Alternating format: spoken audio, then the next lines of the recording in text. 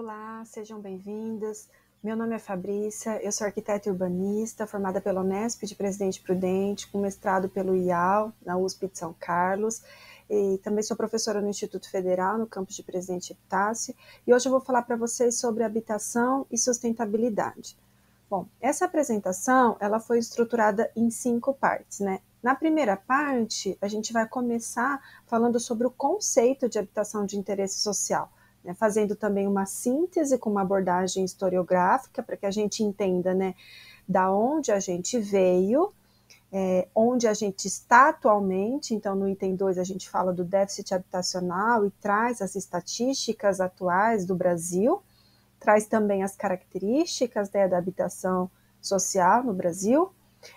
No item 3 a gente vai falar da sustentabilidade, então vai trazer uma definição para além do viés ambiental, com a apresentação de propostas de novos programas, e o item 4 e 5 a gente traz as considerações finais e as referências bibliográficas. Bom, para iniciar, então, a gente começa falando sobre o conceito, né? O que é habitação de interesse social, ou o que a sigla diz, as HIs, né? A habitação social é aquela que tem a finalidade de promover o direito à moradia adequada, né, para as famílias de baixa renda, residentes elas nas áreas urbanas ou nas áreas rurais. A habitação social aqui, ela é vista como um serviço público, que tem que responder aos problemas sociais de interesse de toda a sociedade. Então, esse termo, habitação de interesse social, parece simples e evidente, né? Mas considerá-lo como uma obviedade é um engano que a gente não pode mais cometer na atualidade, né? Associar o termo a um único sentido, ou seja, a provisão de novas unidades habitacionais via mercado, é limitar as ações públicas e as diferentes configurações de políticas públicas que podem acontecer, que historicamente aconteceram, mesmo que sejam em números menos expressivos, mas que qualitativamente podem ser muito interessantes. Então, o conceito de habitação de interesse social, associado a um desenvolvimento econômico e ambiental, a geração de renda, a elevação dos padrões de habitabilidade e de qualidade de vida da população, são fundamentais para que a gente tenha boas habitações produzidas em boas cidades. Bom, para começar, então, a gente traz exemplos de habitação social que historicamente compuseram momentos históricos bastante interessantes em termos de soluções, né, tanto sociais como arquitetônicas e urbanísticas. Esse primeiro exemplo é o conjunto habitacional Hof, localizado em Britz, que é um distrito de Berlim, na Alemanha. Ele tem essa forma de ferradura e foi construída como uma resposta, né, à escassez de moradia num contexto do final da Primeira Guerra Mundial, né, entre os anos de 1925 e 1933. O projeto é do arquiteto Bruno Taut e é composto por 1.285 apartamentos com 4 tipologias habitacionais diferentes, né? Ele vai ter esse aspecto de vila, com as janelas voltadas para os pátios internos e com busca de elementos, né, que vão misturar a cidade de jardins com a arquitetura funcionalista da Bauhaus. Então, essa seleção de materiais bastante interessante, com o uso de pátios e jardins, com o uso de cores, né, e com a própria disposição desses blocos e das casas, acabam sendo usados como instrumentos para criar identidade ao conjunto e para evitar a monotonia existente entre os blocos. Então, esses ideais urbanistas, né, nesse contexto internacional, vão se refletir no Brasil da seguinte maneira. A gente vai ter como exemplo, então, o conjunto residencial Prefeito Mendes de Moraes, mais conhecido como Pedregulho, que foi projetado pelo arquiteto Afonso Eduardo Ride, em parceria com a engenheira civil Carmen Portin. O projeto é de 1946 e ele é muito interessante porque ele vai ampliar o escopo do habitat, né? Para além da moradia, a gente vai ter então uma escola, um ginásio, uma lavanderia coletiva, vai ter um projeto paisagístico feito também por Roberto Bulemarx. O conjunto talvez seja o mais publicado e o mais divulgado tanto no Brasil como no exterior, e ele é paradigmático no que diz respeito, né, à aplicação dos ideais modernistas e da grande sofisticação espacial na qual a arquitetura possui um papel fundamental. Então, é a partir de 1930 no Brasil que se inicia de maneira mais efetiva essa participação do Estado na produção de habitação social em grande escala, né? Esse processo ele foi conhecido como o início, né, da ação estatal, mas ele não foi considerado como uma política pública, de acordo com Nabil Bolduc, no seu sentido pleno, né, porque ela não alcançou os resultados quantitativos que apontavam para uma universalização do acesso à moradia. No entanto, né, significou historicamente, né, a partir desse contexto muito específico, né, um contexto socioeconômico, o resultado dessa produção como parte de um projeto que considerava o processo de urbanização e arquitetura como elementos fundamentais para a sua implementação. Então, a gente vai ter um resultado muito interessante, né? Pedregulho, até hoje, está em funcionamento, as pessoas que moram lá, elas contam e relatam experiências muito positivas dentro desse conjunto habitacional. A gente também vai ter no Rio de Janeiro o conjunto residencial do Realengo, né, que foi projeto do arquiteto Carlos Frederico Ferreira. Ele foi produzido pelos Institutos de Aposentadorias e Pensões dos industriários, então os IAPIs, que possuíam então diferentes tipos habitacionais, desde casa isolada no lote, até blocos de habitação coletiva, com 2.321 unidades habitacionais, com 5 tipologias e unidades residenciais, variando entre 1 e 2 pavimentos, e também contava com casas isoladas geminadas e blocos de apartamento. Além disso, também foram previstos edifícios de habitação coletiva com unidades comerciais no térreo, né, com clubes recreativos, postos de assistência médica e escola. Alguns deles não chegaram a ser implantados. O primeiro, então, esse é o primeiro conjunto residencial de grande magnitude construído no Brasil, nessa produção pública, né, caracterizada entre os anos 30 e os anos de 1964, dentro já do Ministério do Trabalho, pelo governo Vargas, em 1933, né, e representa, então, essa diversidade de soluções arquitetônicas, de soluções urbanísticas, que também foram presentes em outros demais exemplos, que a gente não consegue trazer todos aqui, mas que vão reforçar essa ideia de modernidade, essa ideia de diversidade arquitetônica e arquitetônica e urbanística que resultam em projetos com bastante qualidade. E aí a gente entra já no período do BNH, né, com uma habitação social mais enrijecida e mais autoritária. Né? Como exemplo, a gente trouxe a Vila Kennedy, que foi construída já numa área rural, na zona oeste do Rio de Janeiro, e que era composta por 5.054 unidades habitacionais. Ela recebeu pessoas que foram removidas de comunidades de várias regiões da cidade, então, com possíveis conflitos, né, gerados por pessoas vindas de muitas regiões diferentes, né, que já traziam seus hábitos e costumes de outros lugares, né? Então, essa construção desse conjunto habitacional faz parte de um projeto piloto de intervenção do governador Carlos Lacerda, que contou com recursos do Programa Aliança para o Progresso, que foi lançado pelo então presidente norte-americano, o John Kennedy, em 1961, para financiar projetos de erradicação de pobreza em países da América Latina. Né? Contudo, segundo o historiador e professor da UERJ, o programa buscava exercer a influência para conter a expansão do comunismo após a Revolução Cubana. E aí a gente vai ter diferentes desafios urbanos, né?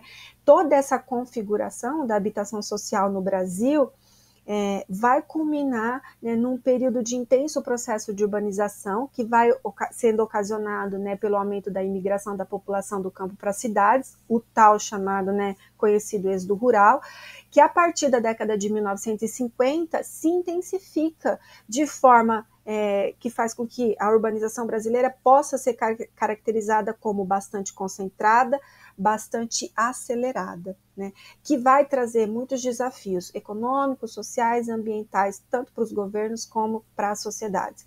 Como exemplo, a gente pode citar a questão da água, onde 35 milhões de brasileiros não têm acesso à água potável de qualidade, o saneamento básico, onde 100 milhões de brasileiros não têm acesso à coleta de esgoto, e os que possuem, apenas 50% desse esgoto é tratado, em relação ao lixo, a gente tem 33 milhões de toneladas de lixo que tiveram destinação inadequada em 2022, sendo que 43% de todo o lixo gerado no país foi parar em lixões, em valas, em terrenos baldios e em córregos urbanos.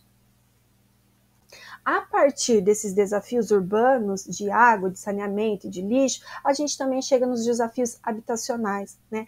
De acordo com a Fundação Jampiero, o déficit habitacional do Brasil em 2022 foi estimado em mais de 6 milhões de domicílios, que correspondia a 8,3% dos domicílios brasileiros, né? Esse déficit é composto pela soma do volume de habitações precárias, pelas famílias que moram em regime de coabitação, em moradias de aluguel, que vão compor aproximadamente 50% do total do déficit habitacional. Ou seja, habitação de interesse social no Brasil, falar de habitação de interesse social no Brasil, falar de déficit habitacional do Brasil, é muito caracterizado pela essa imagem que a gente está mostrando aí. Não necessariamente, né, a gente tem só necessidade de construção de novas moradias, mas também de requalificação, né, e de reforma dos domicílios improvisados, dos domicílios rústicos, né? Além disso, essa questão do ônus com o aluguel, né, excessivo, e a existência de uma coabitação, que são famílias que vão habitar os mesmos cômodos de forma involuntária, né? Em última análise, esses indicadores têm o papel de dimensionar a quantidade de habitações que são incapazes de atender o direito de acesso por parte do segmento da população brasileira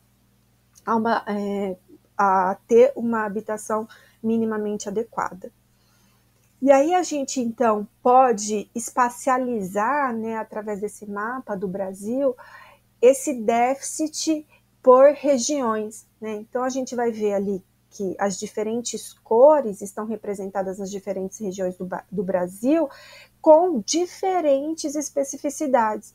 Então, a gente tem na região norte o maior índice, né, de problemas, né, na questão da habitação relacionados ao ônus excessivo de aluguel.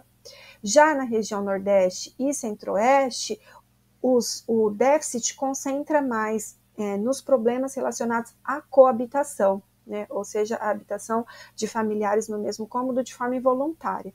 E na região sul e sudeste, a gente vai ter muito mais as unidades precárias, né? Com materiais improvisados e rústicos.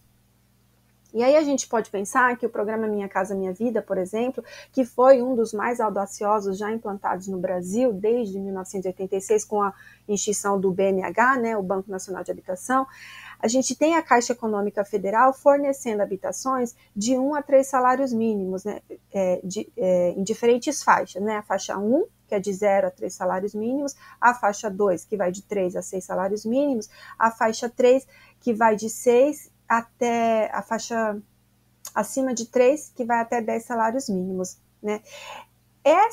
Esses dados mostram para a gente, por exemplo, que a maior falta de moradias está, né, o maior déficit está na faixa 1, que não, ou seja, 74,5% concentra-se na faixa 1, que não necessariamente é a faixa que tem o maior atendimento, né? Então, a necessidade de repensar essa distribuição, né, de avaliar para onde vai essa distribuição, é necessário reavaliar essa abordagem, né, dessa política nacional de habitação de uma forma integrada, né, para que a gente busque solucionar o problema a partir de diferentes vertentes, né, concentrando especificamente no público que é mais carente, que muitas vezes não consegue ter acesso a essas políticas.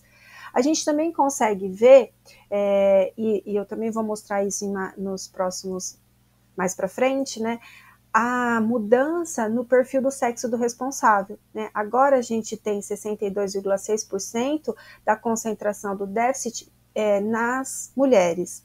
Além disso, a cor, né, e a raça dos responsáveis também, em sua maioria, é parda, e o sítio do domicílio é geralmente urbano, né? Em sua maioria, 86,8% são imóveis urbanos. Então, para a gente entender um pouco mais o déficit habitacional brasileiro, a gente percebe que houve um processo de feminização desse déficit, né, que deve ser compreendido a partir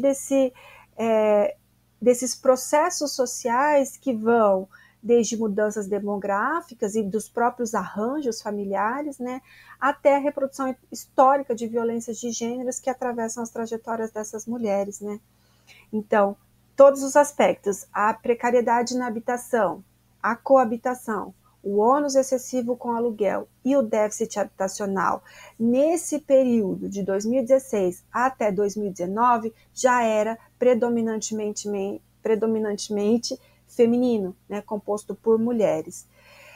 Segundo dados do IBGE, também de 2018, 11 milhões dessas mulheres eram mães solos e 61% delas eram mulheres negras. Então, a gente tem um recorte de gênero e um recorte de cor e de raça muito importante que deve ser considerado para essas novas políticas de habitação de interesse social que serão produzidas.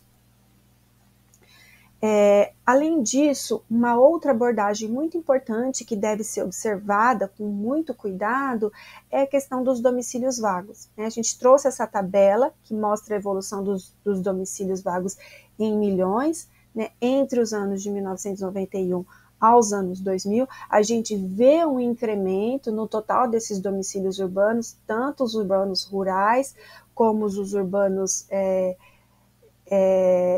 tanto os domicílios rurais como os domicílios urbanos, e aí os domicílios vagos, né, também tendo esse incremento aí, esse aumento entre 91 e 2000, né, um total de domicílios vagos com uma porcentagem acrescida de 39,5%. Né? E atualmente, em 2022, a gente vê que dos 90 milhões de domicílios, 11 milhões estavam vagos, né? Olha como que o total de domicílios urbanos vagos aumentou, né? E esse total de domicílios, ele sobe 34% entre 2010 e 2022, chegando a 67,5 milhões. Dentro desse grupo, o maior salto foi observado nos domicílios vagos, né? Os domicílios particulares vagos, eles vão aumentar 87%. Olha como o recorte temporal, 1991 e 2000, 2010 e 2022 é o mesmo, mas a gente tem um percentual de 87% muito maior, né? Uma das razões que explicaria esse percentual bastante elevado é a nova demanda, né, ou nova oferta de apartamentos ou de imóveis para aluguel de temporadas, né? Esses imóveis para veraneio mesmo, né?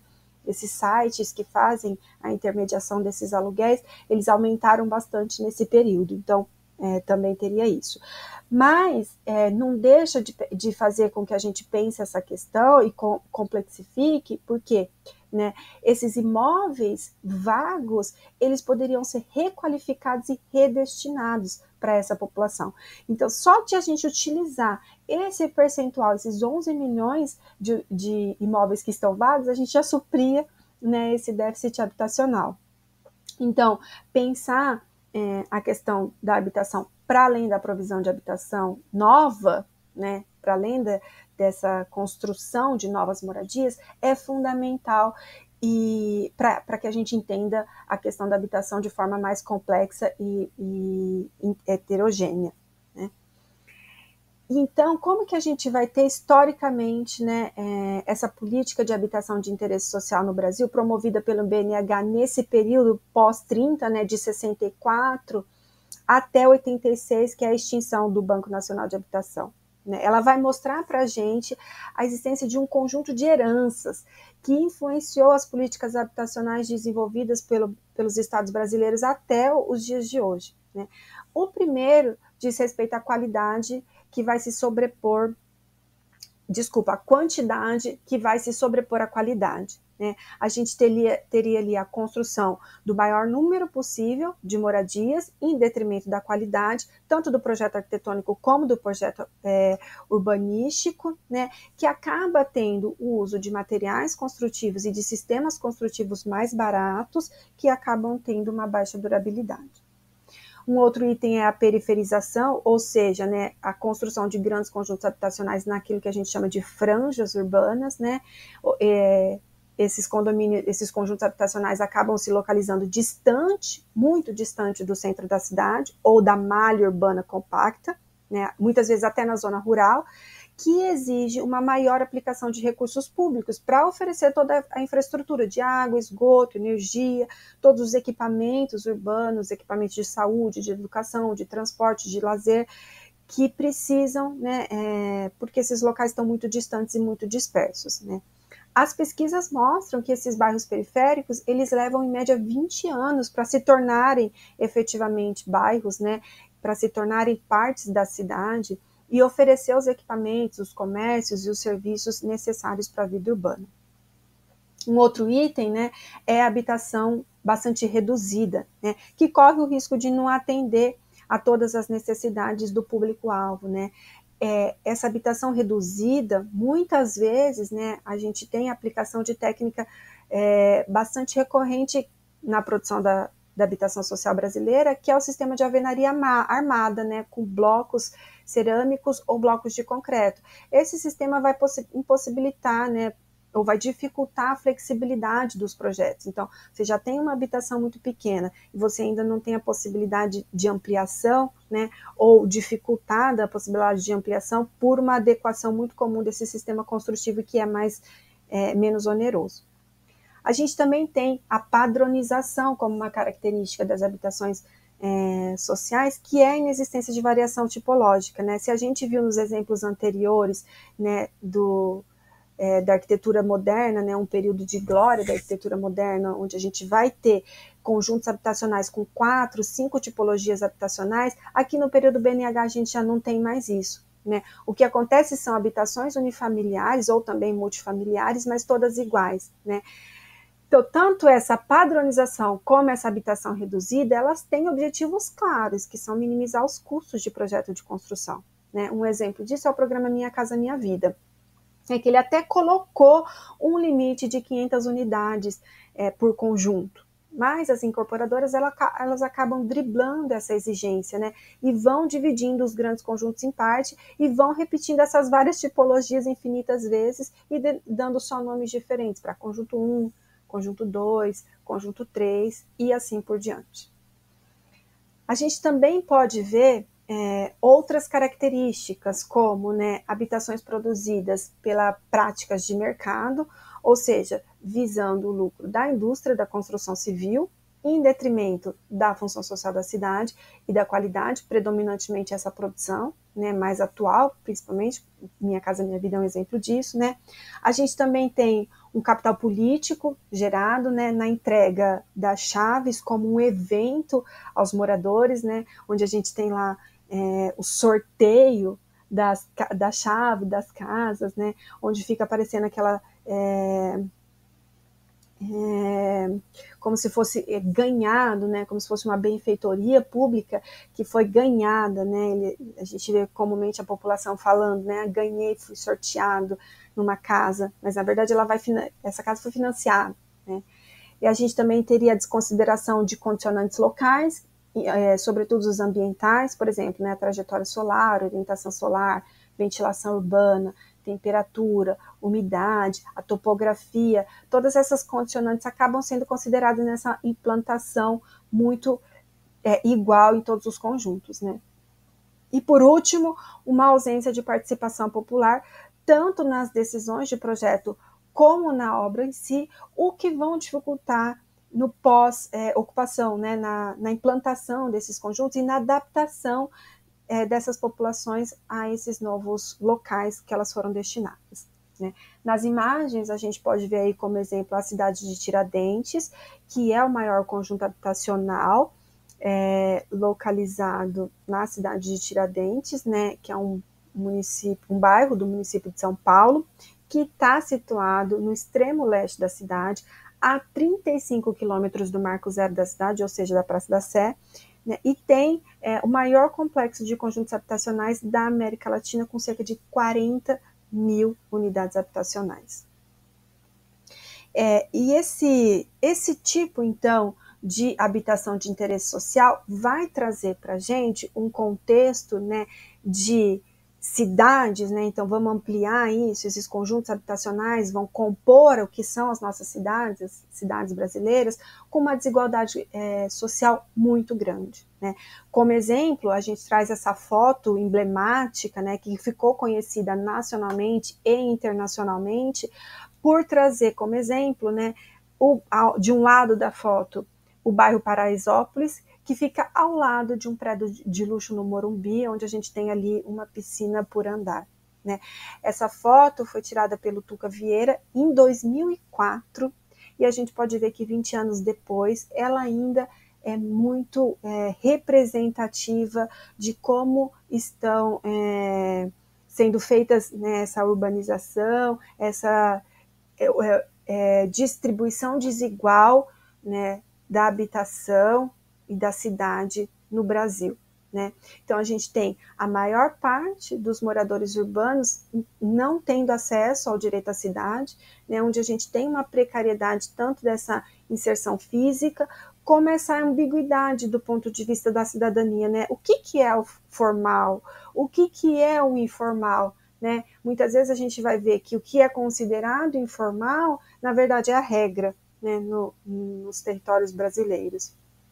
E aí a gente gosta de trazer sempre a pesquisa realizada pelo CAU e pelo Instituto Datafolha em 2015, que diz que mais de 85% da população brasileira constrói e reforma sem orientação de arquitetos e urbanistas ou engenheiros civis, né? Esses dados são dados muito importantes para a gente entender que a habitação, nesse contexto atual, né, a habitação de interesse social, a gente não vê a presença do arquiteto, né, nessa produção, o que faz com que caia muito a qualidade dessas habitações.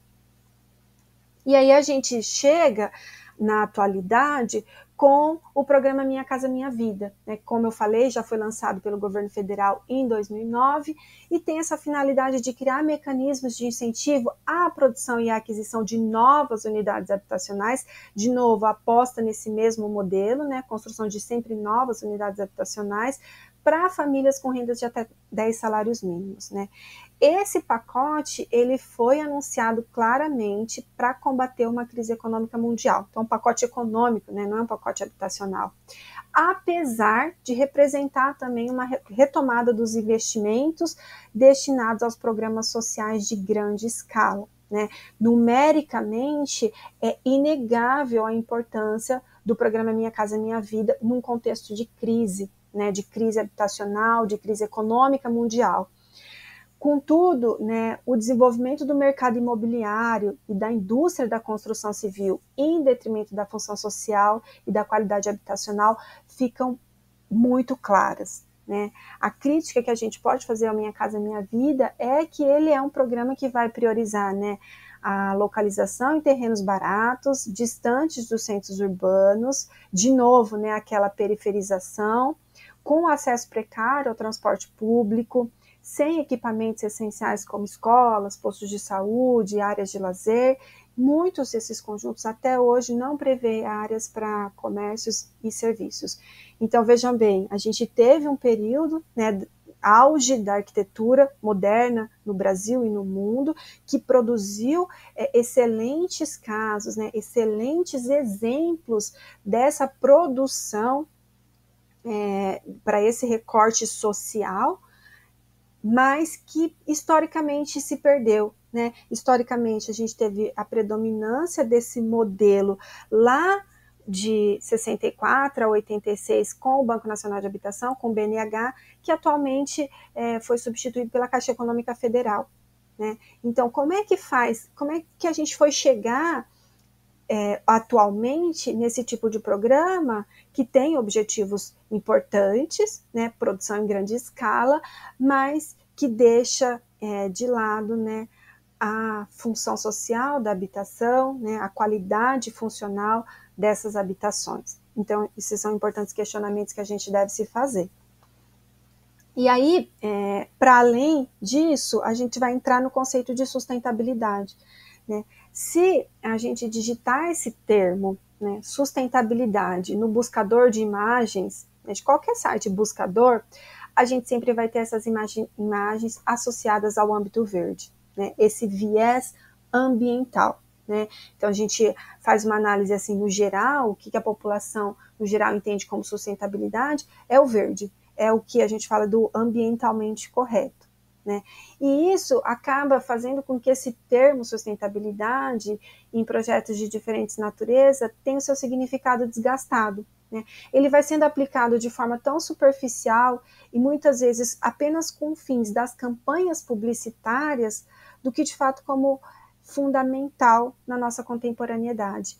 Seria fundamental que a gente conseguisse ampliar, né, o conceito de sustentabilidade para além do viés ambiental.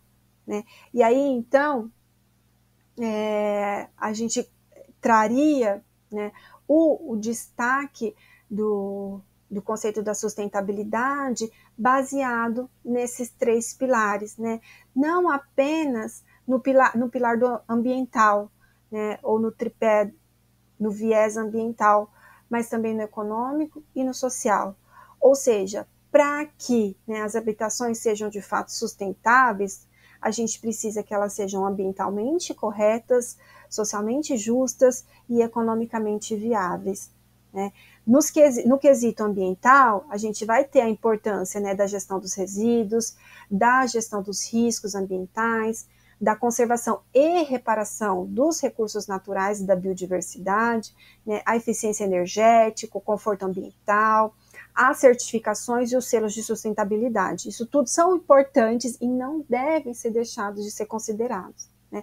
Mas, para além disso, a gente também deveria acrescentar o viés social, né, que leva em consideração os direitos humanos, o direito à cidade, né, o direito a políticas públicas de habitação de interesse social para todas as faixas de renda, né, a participação popular, tanto na concepção do projeto, né, porque a gente não vê a participação popular sendo colocada como prioridade, né, porque essa participação ela traz um incremento no projeto, um incremento na qualidade arquitetônica e urbanística desses conjuntos habitacionais.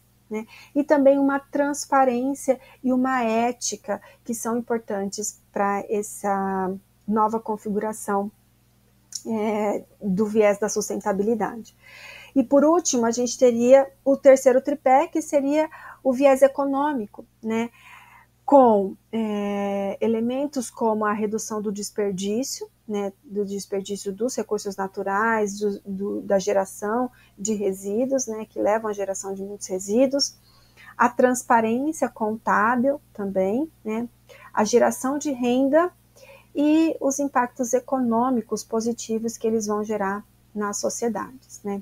Então, a gente pode concluir que somente se nós olharmos para essas 3 abordagens, né, social, ambiental e econômica, é que a gente vai ter projetos verdadeiramente sustentáveis. Ok? E aí, se a gente ampliar isso, né, para o território nacional, a gente vai ver que algumas características regionais brasileiras, para auxiliar no entendimento da necessidade de se considerar as variações climáticas e os contextos socioeconômicos de cada local, são fundamentais e são necessárias para se pensar as políticas de habitação de interesse social ou os programas de habitação de interesse social. Né?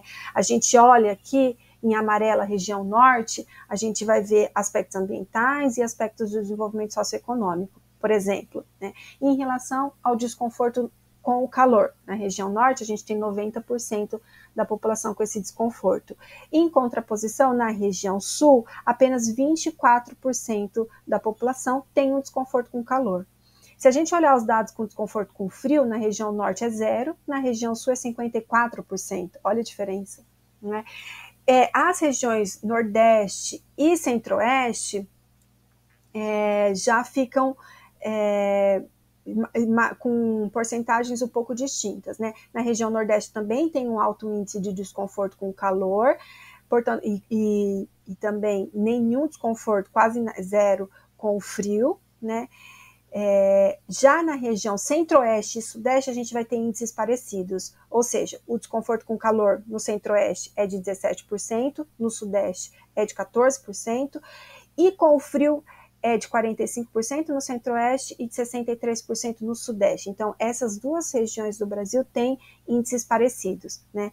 Parecidos, mas não iguais. Em relação ao índice de desenvolvimento humano, né, o IDH, por regiões, a média por região, a gente vai ter o IDH menor na região norte e nordeste, então a gente tem um desenvolvimento humano menor nessas regiões, então elas vão precisar de uma atenção, né, de uma destinação de recursos maior, mas ao mesmo tempo a gente vai ter também um déficit habitacional maior na região sudeste, né, de 2,4 milhões de unidades. Esse déficit é do ano de 2014, mas a região sudeste prevalece até 2022, no último censo do IBGE, como essa região com maior déficit habitacional ainda, tá? E aí a gente vai ter diversas políticas nacionais que foram instituídas no âmbito das cidades que vão colocar a sustentabilidade como diretriz básica dessas ações a serem tomadas. Então a gente pode citar como exemplo o Estatuto da Cidade, a Política Nacional de Habitação, a Política Nacional de Mobilidade Urbana, né? O grande desafio está na efetivação, na aplicação dessas ações locais que vão promover a sustentabilidade e vão atingir as metas definidas por essas políticas. Então, o que está precisando é dessa ação política, né, mais evidenciada, porque os instrumentos legais, os instrumentos urbanísticos, eles já existem, né, começaram a existir com a Constituição Federal de 88, onde a gente tem, né, o capítulo 182 e 183, que são específicos sobre a reforma urbana, né, os processos de urbanização no Brasil, mas a gente também vai ter o Estatuto da Cidade e as outras políticas que vão trazer esses aspectos da sustentabilidade. Mas é muito importante que a gente não deixe, então, de considerar esse aspecto na hora de elaborar as políticas ou os programas de habitação de interesse social, né? É inadmissível que a gente escolha como modelo predominante um modelo que concentra a mesma tipologia em todo o território brasileiro, com toda essa diversidade que a gente tem, tanto, né, de variações climáticas como de contextos socioeconômicos. Um país com essa multiplicidade de aspectos deveria deveria apostar na diversificação dessa oferta, né? Não num único modelo de provisão habitacional. E aí, para além da sustentabilidade, então, a gente chega no conceito de desenvolvimento sustentável. Então, como é que a gente chega, né, na sustentabilidade, como é que a gente desenvolve esse conceito, né?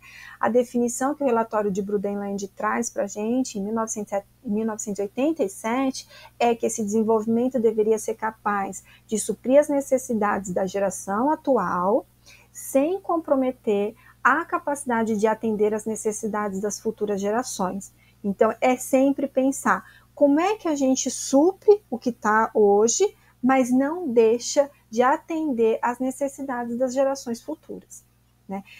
Esse desenvolvimento sustentável, esse relatório de Brundtland, ele vai se expandir para outros eventos internacionais da ONU, com países signatários, para pensar no desenvolvimento sustentável de forma integrada, né, para que cada país, né, signatário faça o seu comprometimento com o desenvolvimento sustentável. E aí a gente tem como exemplo a ECO 92, né, porque foi realizada em 1992 no Rio de Janeiro, que vai produzir a Agenda 21. Né? Essa Agenda 21 vai falar dessa importância de cada país se comprometer com um novo padrão de desenvolvimento, que vai refletir sobre os problemas socioambientais. A gente também vai ter a Agenda 2030, que é um plano de ação com 17 objetivos para o desenvolvimento sustentável, que são os ODS, né, Objetivos para o Desenvolvimento Sustentável, onde a gente tem o 11º objetivo sendo, né, como a construção de cidades sustentáveis. Esses ODS, eles têm 169 metas para a erradicação da pobreza e para promover a vida digna para todos dentro dos limites do planeta. Então, a gente vai ter aqui esses eventos principais, né, a Agenda 2030 que foi realizada em Nova York, mas outros eventos também que fazem com que os países se comprometam com essa agenda, né, de pensar um novo desenvolvimento futuro com maior sustentabilidade, com maior preocupação com os limites do nosso planeta. E aí, a gente vai chegar, eu trouxe aqui o título de uma matéria publicada na revista Forbes em 2021, que diz que o Brasil é o 5º país do mundo com maior número de edifícios verdes certificados.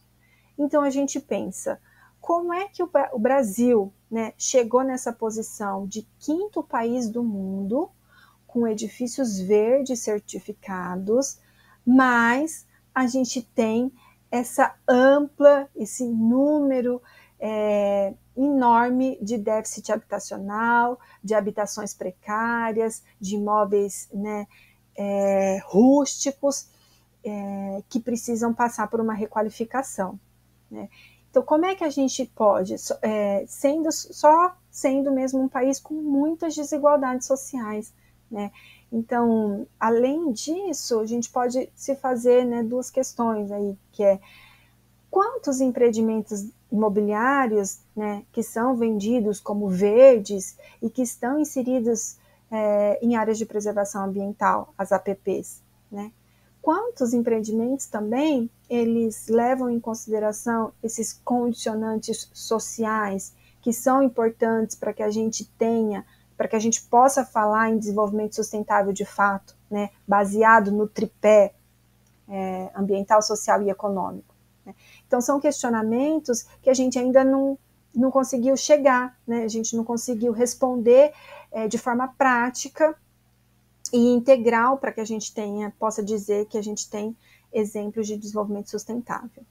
Então, para isso, né, o que a gente pensa? Que a solução deveria ser a diversificação de programas habitacionais, né? A gente tem uma gama de diferentes programas que já aconteceram e que precisam, né, poderiam ser incrementados, né, ampliados e melhorados em alguns aspectos. Então, a gente vai olhar ali cada um deles, né? A gente tem, em primeiro, a urbanização e regularização fundiária, que ao invés de apostar no modelo de remoção de favelas, né, que acabam interrompendo com as conexões com a vida social, que vão causar prejuízos para a cidade no geral, a ideia aqui é buscar maneiras de acomodar as pessoas e de melhorar a vida social onde elas já estão, né? Exceto, claro, nos locais que existam riscos ambientais, né? Mas o arquiteto Carlos Nelson, né, que morreu precocemente, ele já trabalhava nos anos 70 com projetos em favelas que traziam alternativas muito interessantes, diferentes daquela que quer acabar com as favelas e remover essa população para a periferia. Outro ponto, né, seria a provisão pública de novas unidades habitacionais, que aconteceram lá na época dos IAPs, que a gente tem bons exemplos, né? E antes da gente chegar no período do BNH, ou no que a gente chama hoje de casas produzidas pela CDHU, né, que é a Companhia de Desenvolvimento Habitacional e Urbano do Estado de São Paulo, mas que também é atuante em todos os estados brasileiros, né? Essa ênfase dada na propriedade privada, ela acaba deixando de fora os trabalhadores informais sem uma renda documentada, né? E os aluguéis também não são acessíveis, né, para essas faixas de rendas mais baixas. Então, a gente precisa ter a aposta nessa provisão de unidades habitacionais, mas não só nelas, né? E, além disso, essa aposta nessas novas unidades habitacionais precisa ter uma ampliação na faixa de renda 1, que é de 0 a 3 salários mínimos. Então, por quê? Porque eles são a maior parte do déficit habitacional. Então, a maior parte dos recursos deveriam ser destinados para essas habitações. E aí a gente teria também a provisão de novas unidades habitacionais em áreas centrais, Por quê? Porque da mesma forma da urbanização e regularização fundiária, né, ao invés da gente investir nessa expansão urbana, que como a gente tem falado, né, tem um custo elevado para a implementação de infraestrutura, morar no centro, com acesso ao transporte e aos serviços públicos, é um direito de todos, né? Então, é preciso que, com os planos diretores regulamentados, né, com os instrumentos que já existem no Estatuto da Cidade, eles possam estabelecer que os imóveis vagos não estejam cumprindo a função social da propriedade urbana, né? Na medida em que eles vão causar um incremento para a especulação imobiliária e um aumento do preço dos imóveis, o que vai dificultar cada vez mais o acesso, né, aos terrenos, o acesso às moradias, por conta da elevação dos preços dos imóveis. E a gente também teria, né, um quarto item, que é a provisão de novas unidades habitacionais por autogestão, seja ela, né, urbana ou rural. Esse modelo que tem os movimentos sociais organizados, contratando as assessorias técnicas, né, compostas por arquitetos e engenheiros, eles vão trabalhar juntos na concepção e na execução do projeto das habitações. Isso muda completamente a lógica, né, porque a gestão da obra, a concepção de participação, a discussão do projeto vão gerar resultados urbanísticos e arquitetônicos muito mais específicos para necessidades de cada comunidade a ser atendida, né? Então, ela pode incrementar o combate ao clientelismo, à corrupção nos atendimentos da demanda, né? E gerar espaços com mais qualidades. No entanto, segundo o Observatório das Metrópoles, né, o programa Minha Casa Minha Vida Entidades, que é o programa, né, de geração de novas unidades habitacionais por autogestão, chamado de Minha Casa Minha Vida Entidades, ele teve destinação de apenas 3% do financiamento dos recursos totais do Minha Casa Minha Vida, apenas 3% era para financiamento dessa categoria, né? Isso evidencia muito, né, a força política das grandes construtoras nessa disputa pelos fundos públicos. Então, a gente precisa ampliar a agenda da autogestão, né? A autogestão, ela se mostrou com inúmeras vantagens, né? E ela pode sim ser incorporada como forma de provisão habitacional, de habitação de qualidade, né?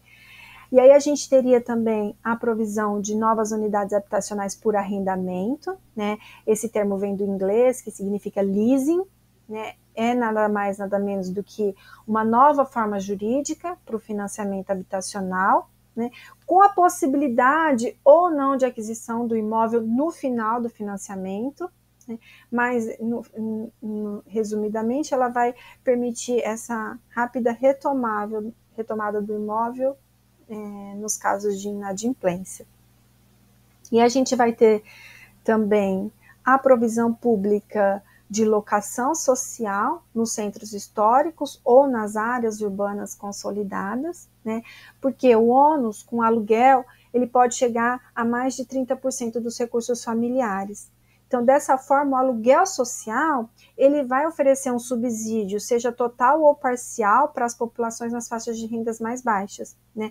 Não exigindo uma reserva de capital para entrada no financiamento dos imóveis, né?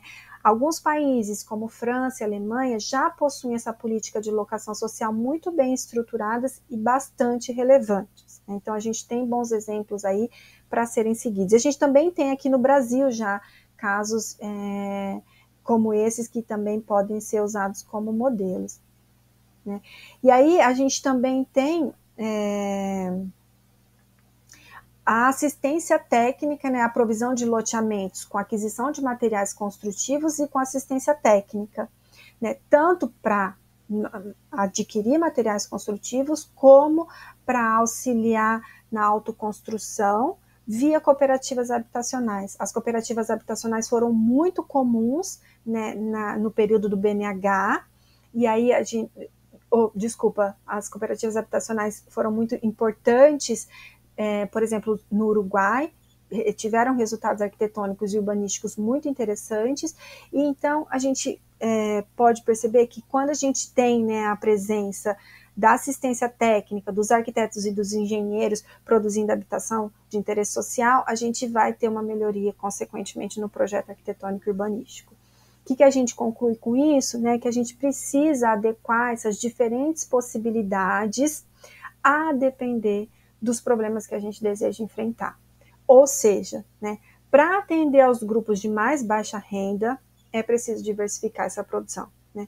Apostar em um único modelo não vai reduzir o déficit habitacional. Ou seja, só pensar que fazer novas habitações, novas unidades habitacionais é a solução para os problemas habitacionais, não vai resolver, não vai diminuir o nosso déficit habitacional. E aí, para concluir, então, a gente pode trazer aqui 4 elementos que sintetizam, né, essa apresentação, que começa com: é preciso que a gente passe a contribuir, né, para o cumprimento desse direito constitucional à moradia e à cidade, né, proporcionando mais arquitetura e urbanismo para todos e assegurando condições de vida digna e de justiça social. Então, não é a necessidade de fazer mais leis, porque esses direitos já estão garantidos tanto pela Constituição Federal como pelo Estatuto das Cidades. Mais aqui, né, ação política para que esses programas aconteçam dessa forma mais sustentável. Né? O Brasil também possui uma produção científica e uma produção prática que é suficiente para a produção de habitação de interesse social e sustentável nos 3 âmbitos, nos 3 vieses, né, ambiental, social e econômico, porém ainda falta envolvimento de todos os setores, né, dos governos, das sociedades na produção e no uso da habitação social. E aí essa busca, né, de soluções integradas, cooperadas e sustentáveis para o enfrentamento, sobretudo agora nesse contexto, né, de mudanças climáticas que foram acentuadas e que estão mais recorrentes, né, com essa ampliação dos impactos dos riscos e do passivo socioambiental. Né? E aí o desenvolvimento social ele precisa ser prioridade na agenda dos governos do Brasil. Né? As práticas para eficiência em edificações ainda são pouco exploradas, né? E o desenvolvimento sustentável ele ainda é pouco explorado no seu âmbito, nos seus 3 âmbitos, né? Nos seus 3 vieses. Bom, pessoal, então a gente tem aqui as referências bibliográficas e gostaria então de finalizar e agradecer. Então, deixo aqui meu muito obrigado e meu e-mail para contato.